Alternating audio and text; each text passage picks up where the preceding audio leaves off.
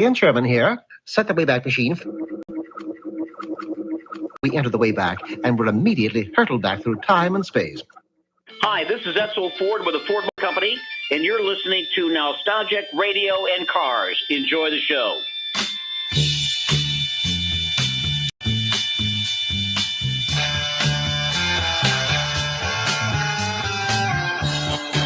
Okay, listeners, welcome. You're tuned into Nostalgic Radio and Cars, and I'm your show host, Robert. Run your computers and Google TANTalk1340.com, and you can see us live in the studios in downtown Clearwater. Don't forget to check out our website, GulfstreamMotorsports.com, where you can find out all about us. And if you missed any of our 600 and some odd shows, check out NostalgicRadioandCars.com. That's where we hide all our shows. No, we don't hide them. We put them there for the world to see and to listen to. Correct, Bobby? Your listening enjoyment. Your listening enjoyment.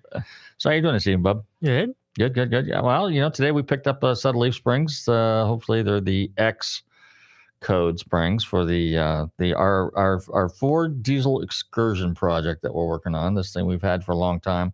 Actually, I should have had you do the, remember the old video? The source of many sound effects here. Yeah, the source of many sound effects up there. See if we can find that somewhere and we can throw that in there. But anyway, so we have this 2000 Ford Excursion with 329,000 miles on it, close to 330,000 miles on it on the 7.3 diesel four-wheel drive. And, it's a pretty good old motor.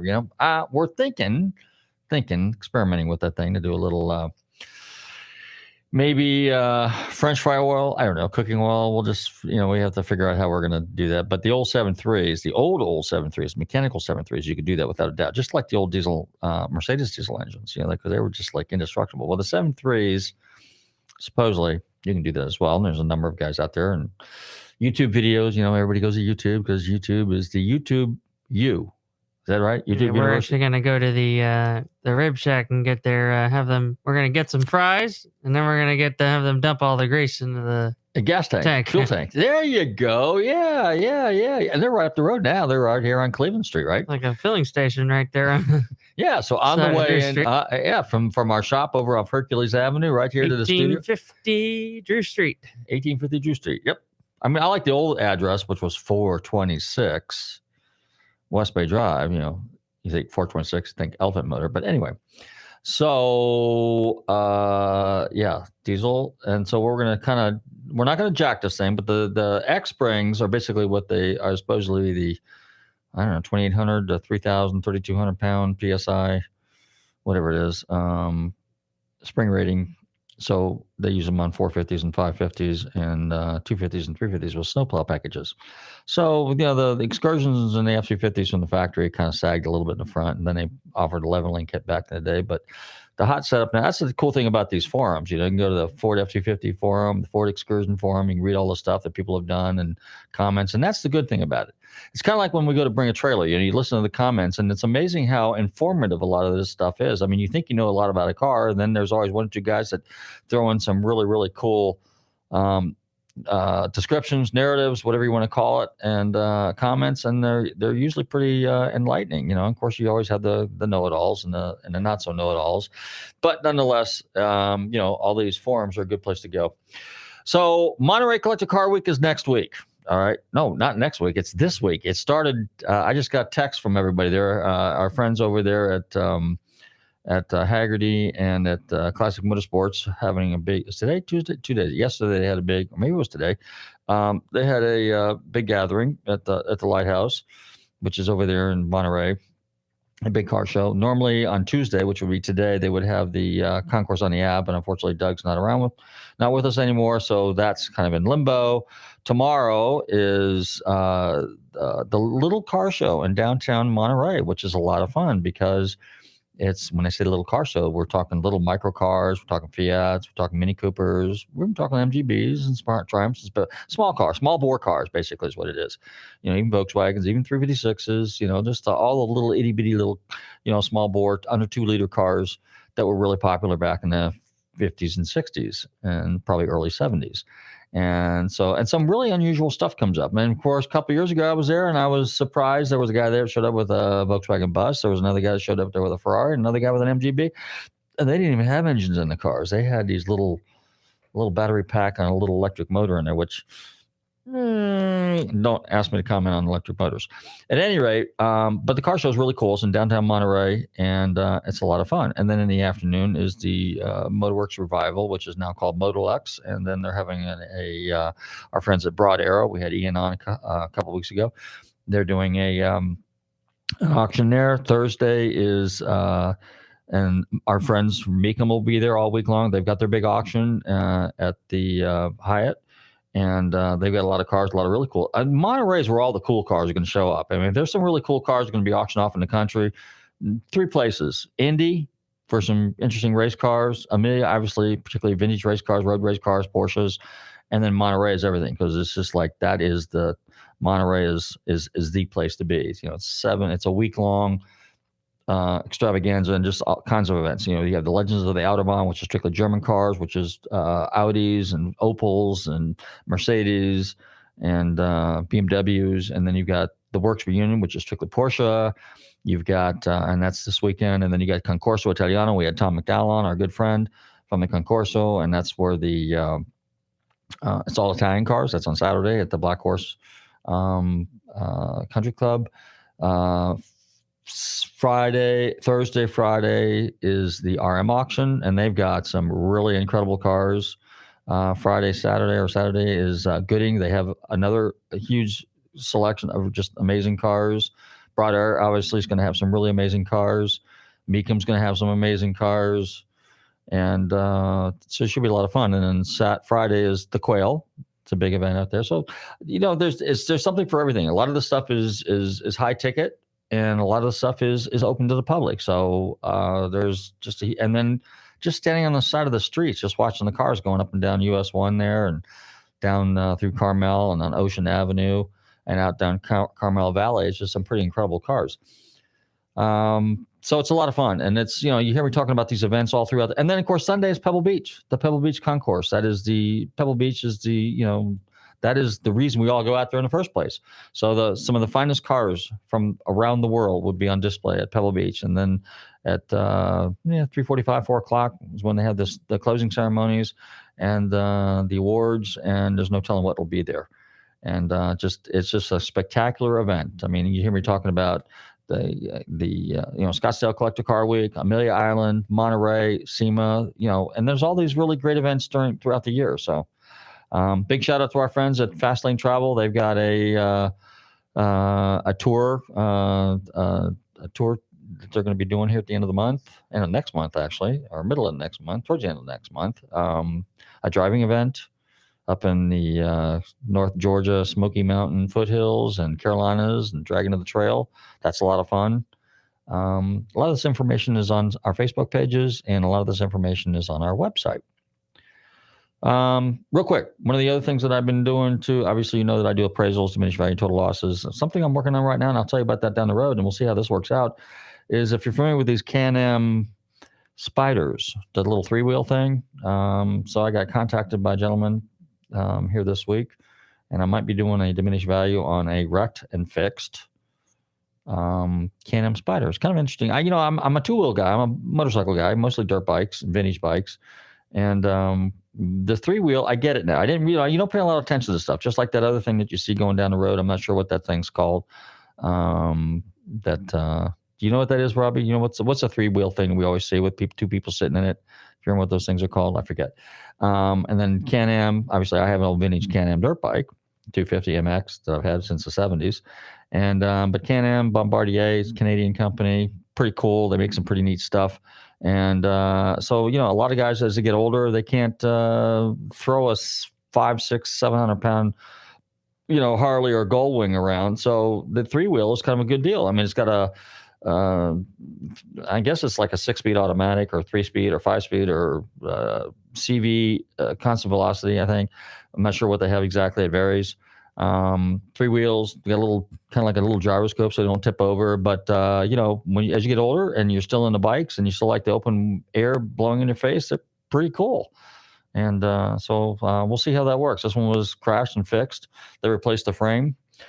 So it's a first for me on this. Not first on motorcycles. I've done plenty of motorcycles, plenty of cars, even some boats. So, but we'll see where this goes. Anyway, Bobby's going to go ahead and fire up the stereo, and then we're going to get our special guest on for the evening. And I guess we can skip some of the other stuff, run the song, play the commercials, and then we'll come right back, and then we'll have our guests on the show, and we're going to have a lot of fun. We're going to talk about some of the stuff that's going on in Monterey and some really cool cars. You tune into Nostalgic Radio and Cars. Don't touch that dial. We'll be right back.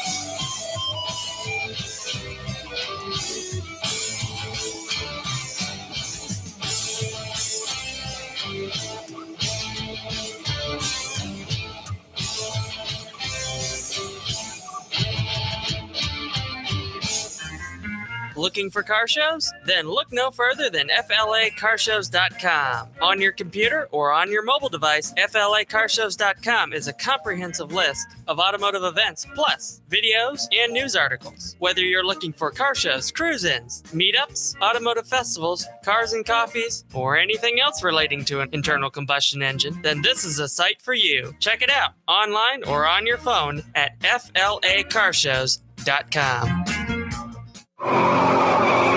You may be owed some money. After 911 and 411, call 541. That's 727-541-1741. Call Gulfstream Motorsports for a diminished value report. Due to my 28 years experience in the auto salvage business, I'm very good with wrecks. So if your car's been involved in a wreck, call me for a diminished value report. Call 727-541-1741. You may be owed some money for the lost value of your repaired vehicle. And visit us at GulfstreamMotorsports.com.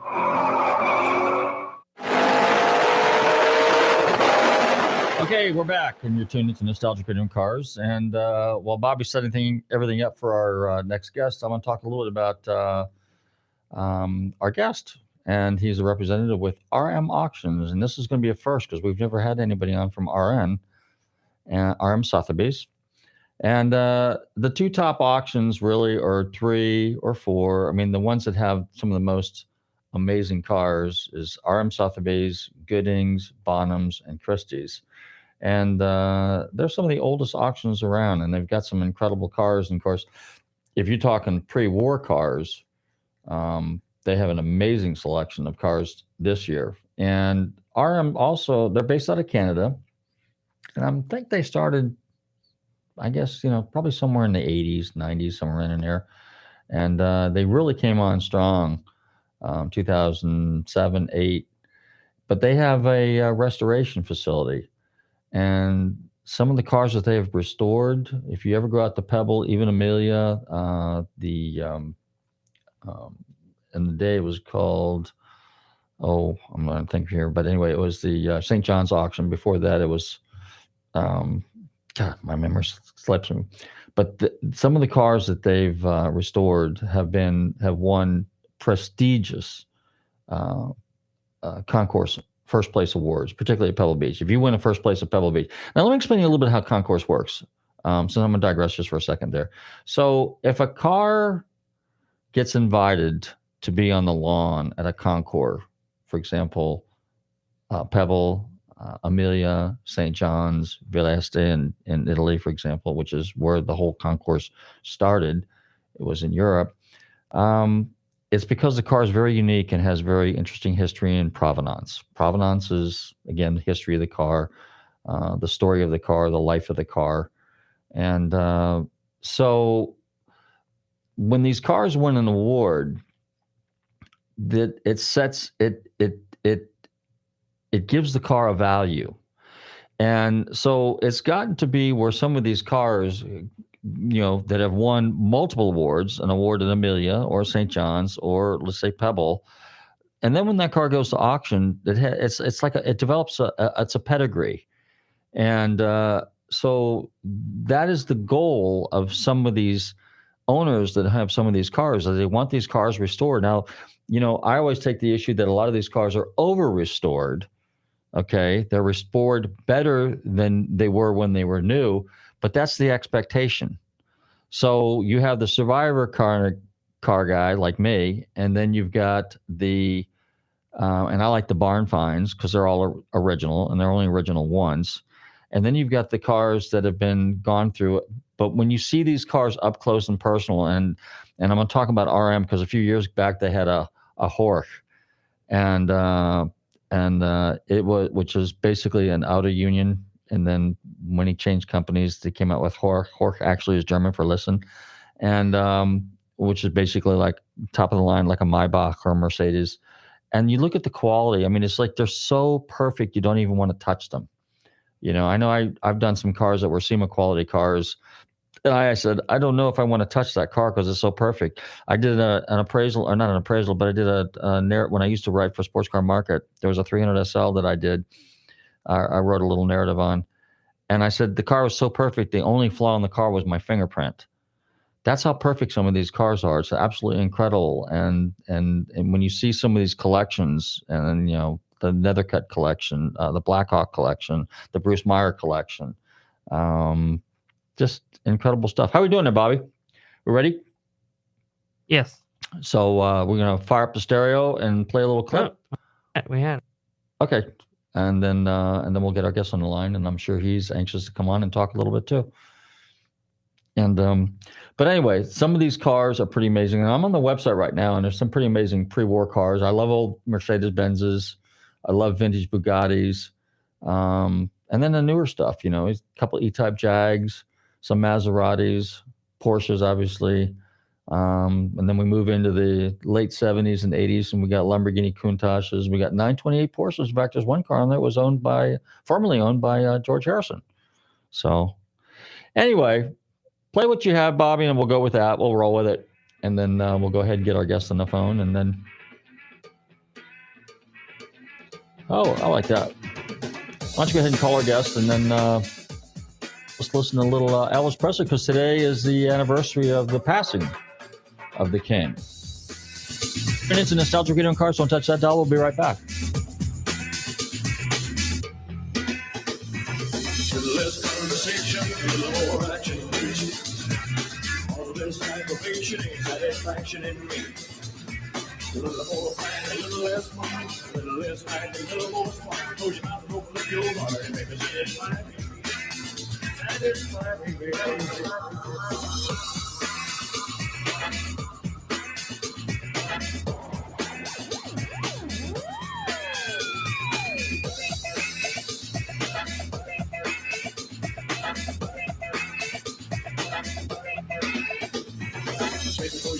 Listen to the music, dig to the summer breeze.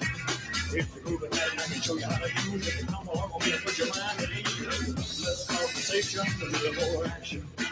I know it doesn't matter to you, but it just drives me crazy when you start buying pieces you don't know anything about. Enjoyment's enjoyment, Sandy. Don't worry about it. All right. Tommy, for God's sakes, come on. We're late as it is. All right, Sandy. Or is that one of those red Italian things? One of those red Italian things. Hi, this is Gary Patterson, president of Shelby American. Hey, we're back, and you tune into Nostalgic Radio and Cars.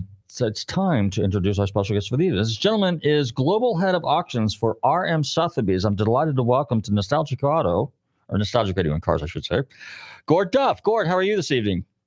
Yeah, I'm doing great.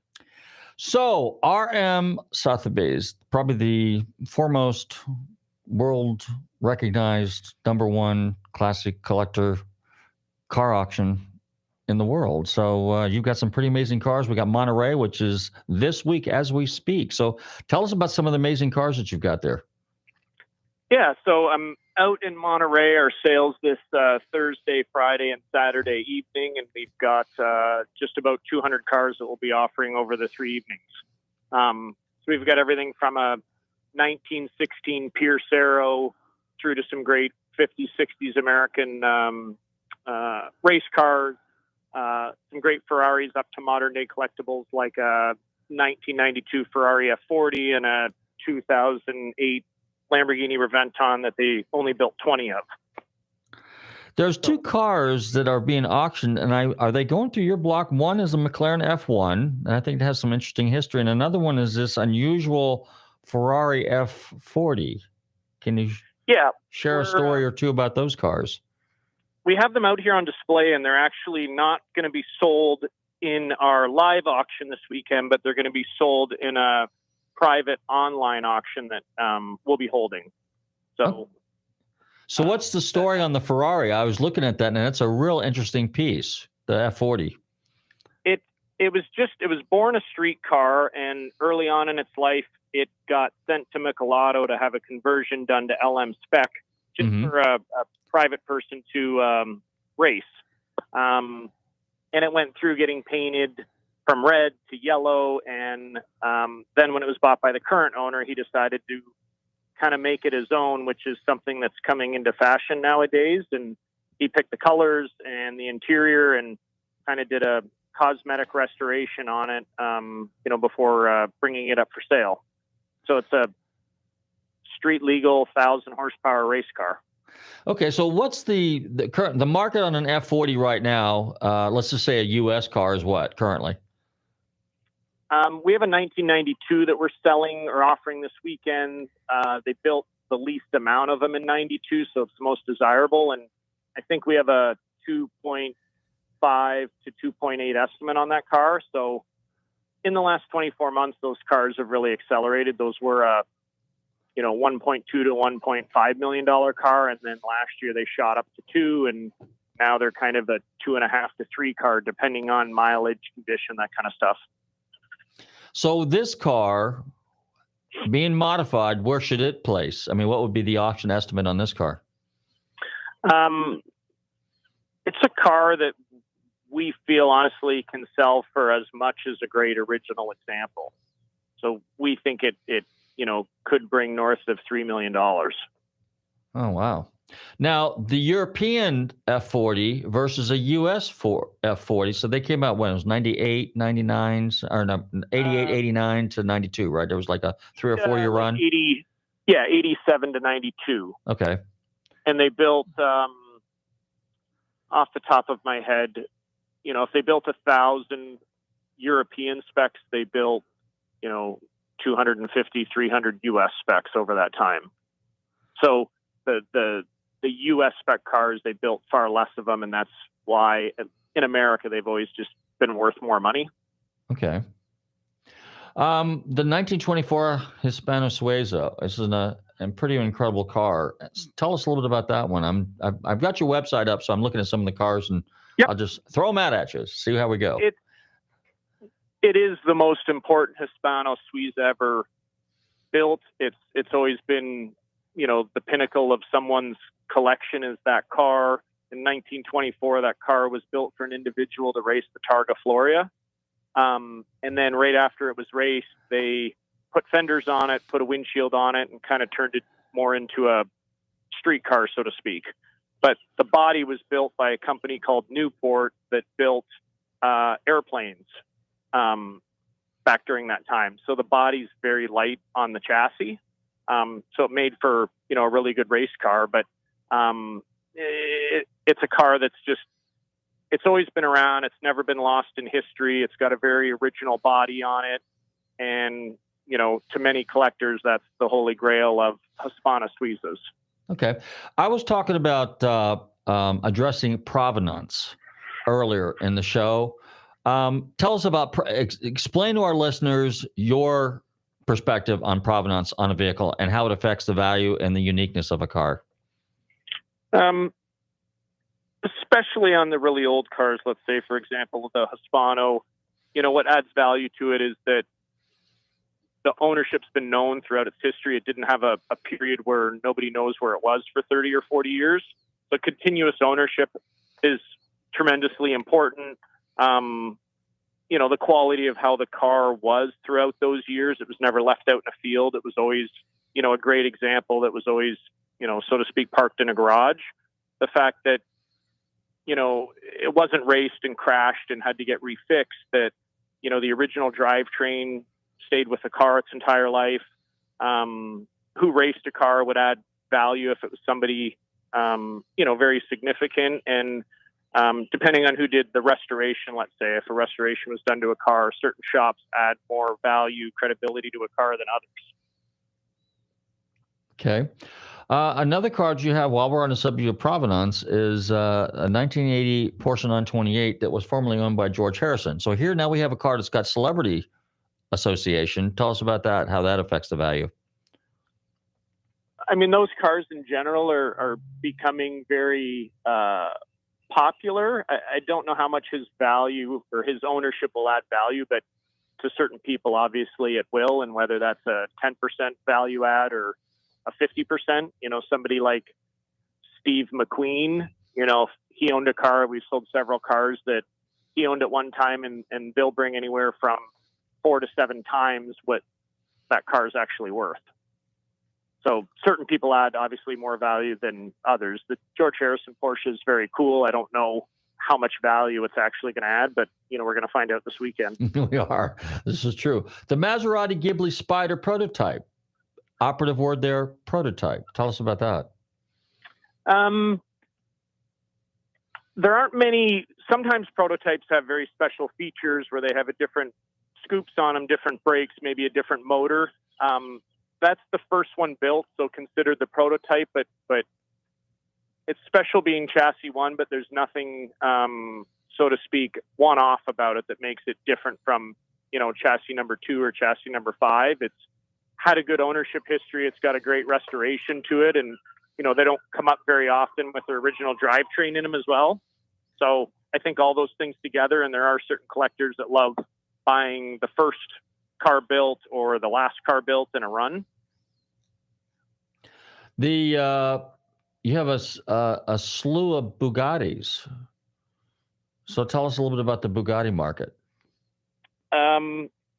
So we're selling a collection for a gentleman that passed away last year by the name of Oscar Davis that had a very significant collection of cars, mostly post-war Ferraris and pre-war European sports cars. Mm-hmm. And he accumulated over a 30, 40-year period a number of Bugattis.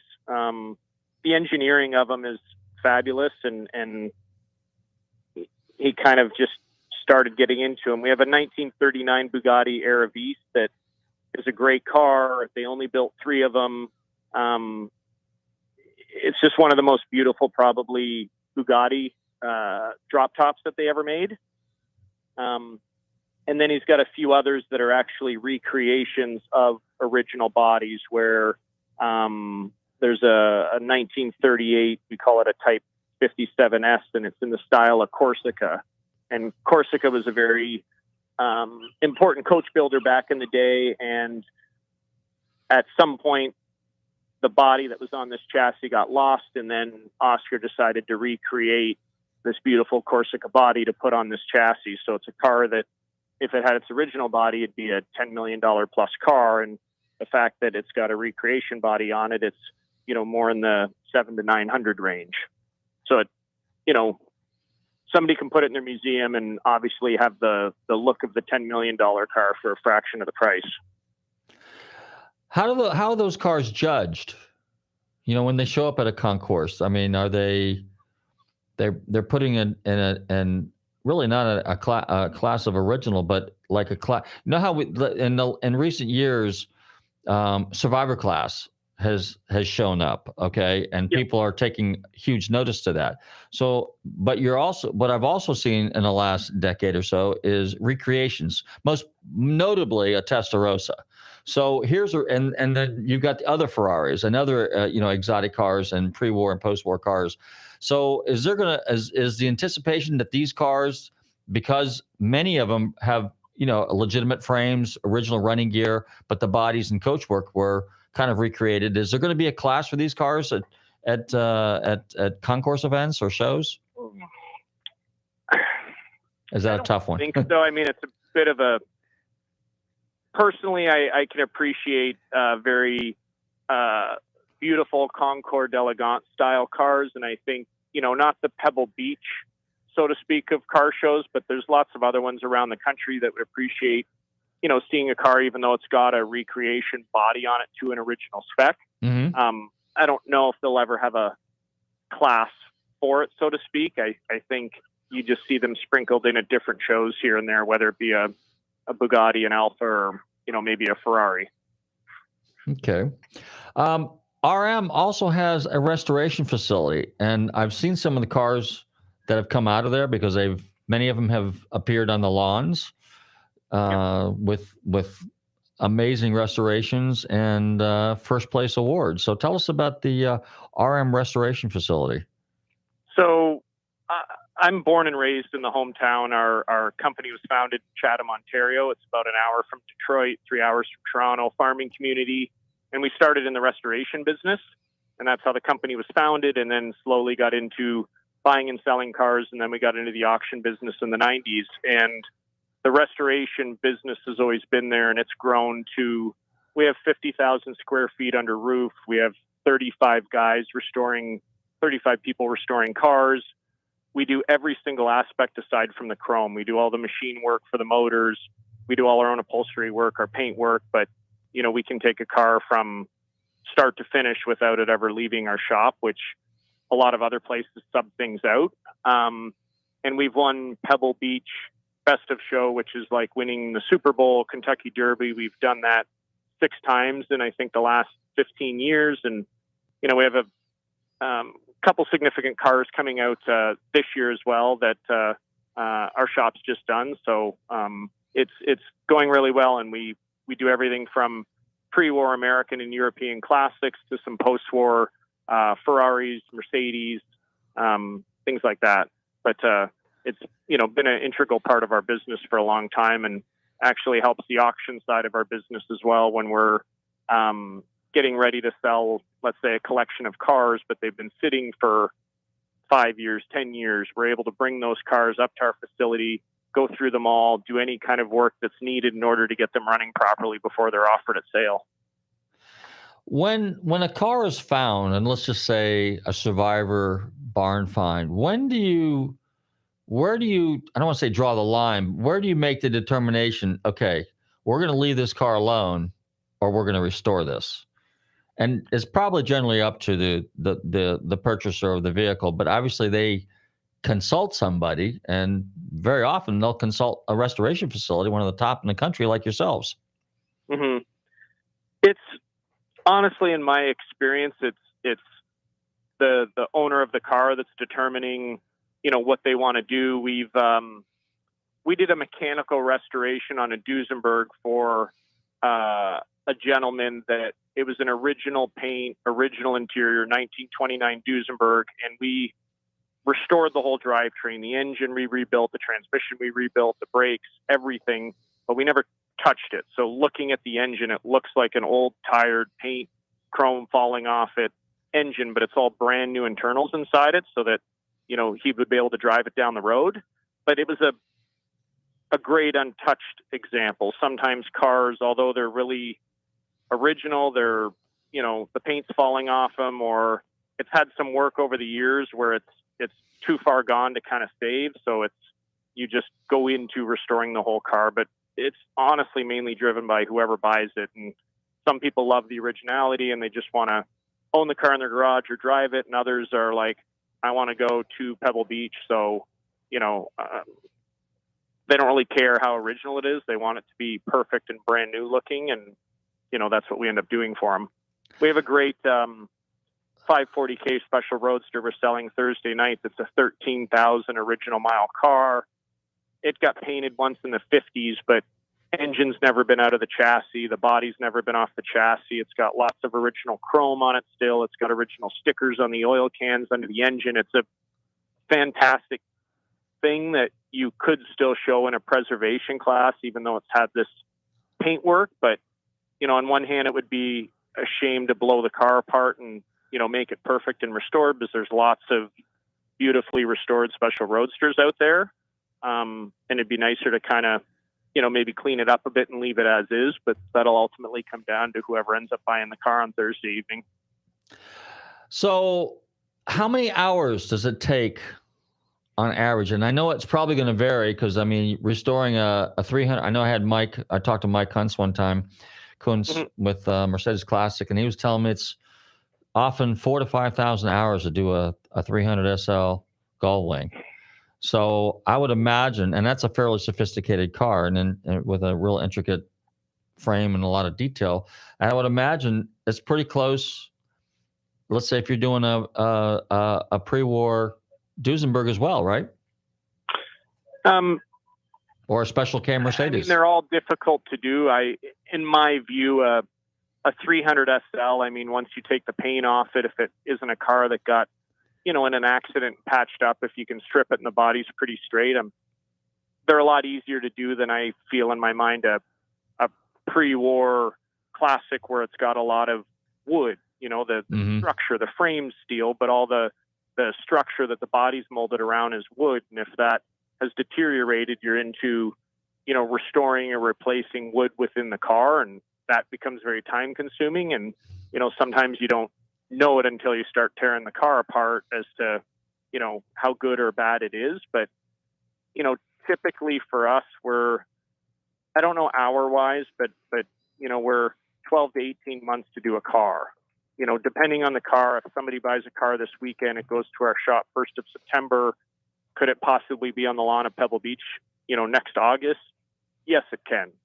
But we've had some take a little longer if they're more, intricate, or there's more details, or we're chasing certain parts for the car that, it can take longer.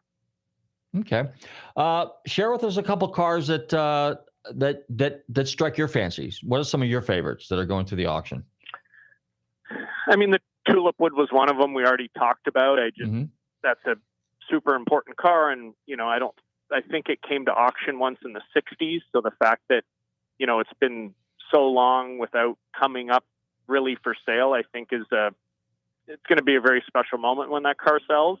Obviously the 410S Ferrari that we're selling Saturday evening, that's one of our star lots. In my mind, I mean, being, from North America, I mean, Carroll Shelby, it's the car that he raced and won the most with for Ferrari. And, for, I think, somebody, especially North America, that's huge. Mm-hmm. You're buying before he got into building his own cars that, after he left Aston Martin, he went to Ferrari, and this is one of the cars that he raced and won so many races with. That's kind of one of the favorites for me. And we've got a great Duesenberg that we're selling, I think on Friday evening, and it's a one-off, a disappearing top roadster by a coach builder was Rolston, but it's been with the same owner since 1967. Oh, wow. So I put a lot of emphasis on cars that are under long-term ownership. We sell lots of Duesenbergs, over the years that I've been around, but to have one that somebody has owned for that long, I honestly don't remember the last time that type of car came up that had been under such long-term ownership. So that's a really special thing to be able to offer. RM does a number of auctions in Europe, and two that I think are significant. Well, three actually. Is you've got Monte Carlo, Monaco. Mm-hmm. You've got St. Moritz, which is Switzerland, and then of course London. Yep. So tell us a little bit about the Monaco one, because does that take place around the same time as the race does over there? Is there a connect? We did our first auction in Monaco in 2010, and we actually time it the same weekend as the historic Grand Prix. Right. So that's 2 weeks before the modern race, and it's every other year. So we went to Monaco in 2010, 2012, 14, 16. In the opposite May, we do a sale in Villa d'Este on Lake Como in Italy. Oh, wow. There's a Concourse that's been going on there since the 20s, early 30s. And we have a auction that we do there on the opposite years of the Monaco Historics. Okay. So we do that. We do one in Paris, France during Retromobile in February, where Retromobile is one of the biggest classic car shows in Europe. Monaco, Italy. St. Moritz was just a new auction that we started last year there's a famous hill climb that goes on just outside St. Moritz, but it's a very boutique auction where we'll offer, I think this year we're going to have about 25 cars. So it's a very small auction, high value, but in an hour and 20 minutes, the sale's done. And then we even did one in the Middle East in Abu Dhabi a few years ago, pre-COVID, during the Formula One race. That was very successful for us. Really? Interesting. So are you doing any over in Japan or any place like that? Anything in the Far East? Nothing yet. It's definitely an area that we want to explore.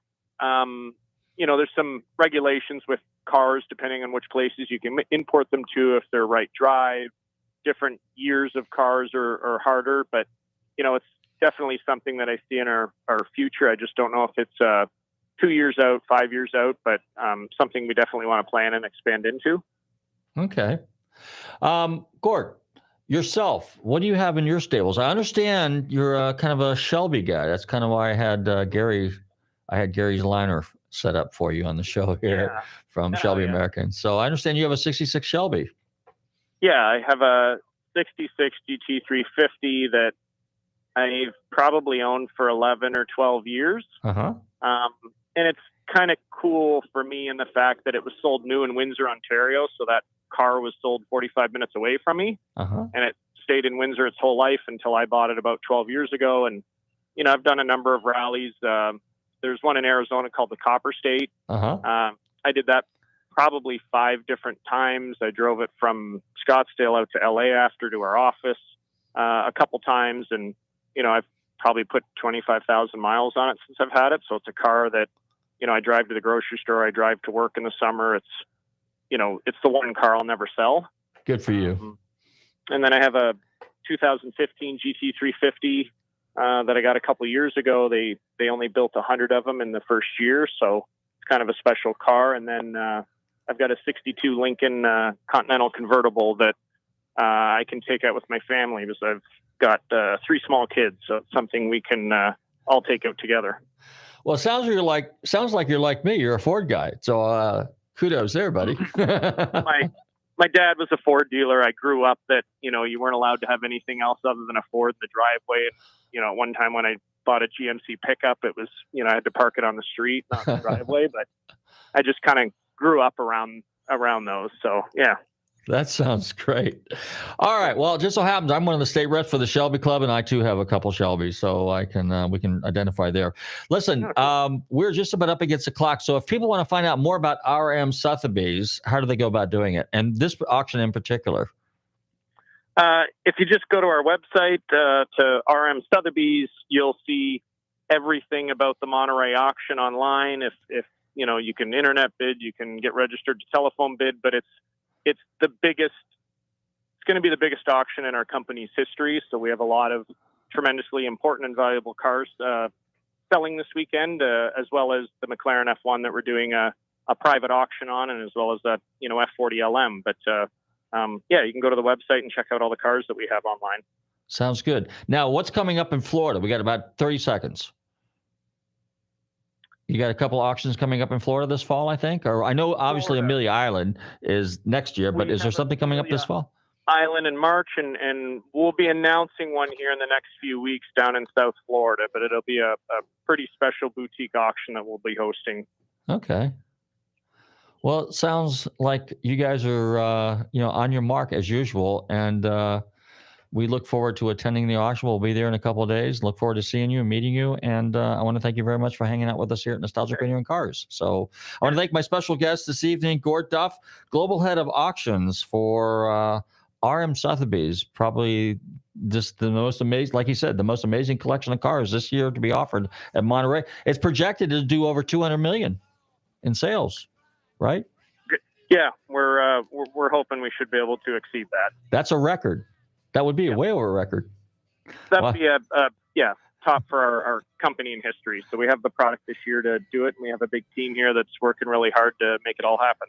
Well, sounds like you got your work cut out for you, and sounds like you're going to hit the mark. So, Gord, I want to thank you very much for hanging out with us here again, and look forward to seeing you here in a couple of days.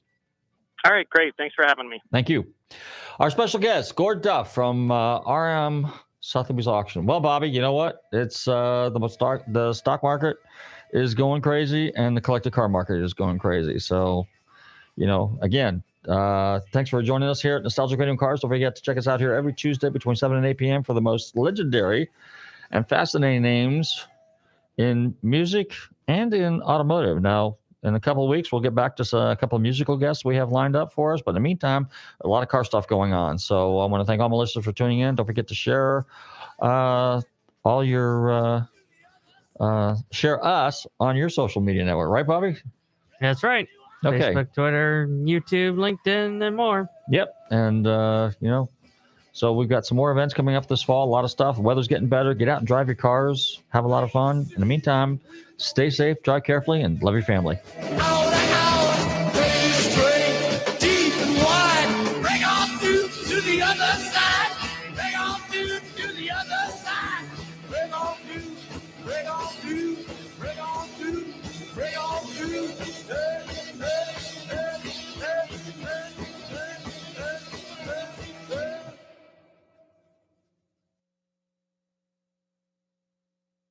WTAN, Clearwater. FM 106.1. WDCF, Dade City. FM 102.3. WZHR, Zephyrhills. FM 104.3. Listen. This is CBS News on the Hour, sponsored by Liberty Mutual Insurance. I'm Jennifer Kuiper in Chicago. A historic long-term drought has prompted new water restrictions